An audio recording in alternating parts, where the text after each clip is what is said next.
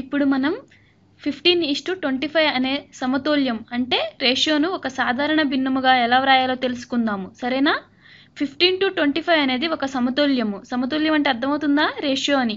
ఈ ఇచ్చిన రేషియోను ఒక భిన్నముగా కూడా వ్రాయవచ్చును. దీనిని భిన్నముగా వ్రాయాలి అంటే 15/25 అని రాయవచ్చు. అవునా? తెలుసు కదా మీకు ఇది. దీనిని ఇంకా ఎలా సింప్లిఫై చేయాలో చూద్దామా? అలా చేసే ముందు లవములో ఉన్న 15, హారములో ఉన్న 25 అర్థమైనాయి కదా. 15, 25 ఎక్కడెక్కడ ఉన్నాయో ఏ పెద్ద సంఖ్యచో భాగించబడుతుందో చూద్దాం, లేదా గ్రేటెస్ట్ కామన్ ఫ్యాక్టర్ కనుక్కుందాం. ఓకేనా? లవము హారము 5తో భాగించవచ్చు అని గమనించారా? సరే, ఇప్పుడు మనం 5తో భాగించుదాం. నాకు తెలిసి 5ను మించి వేరే పెద్ద సంఖ్య ఏదీ లేదు. అవునా? కాబట్టి 5తో భాగించుదాం.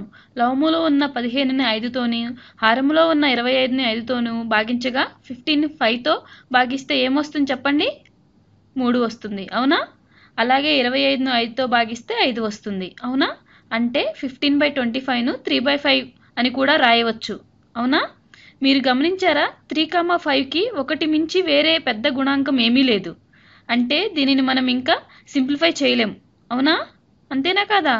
ఈ విధంగా మనం సమతుల్యం ఒక సింప్లిఫై భిన్నముగా ఎలా వ్రాయాలో తెలుసుకుందాం.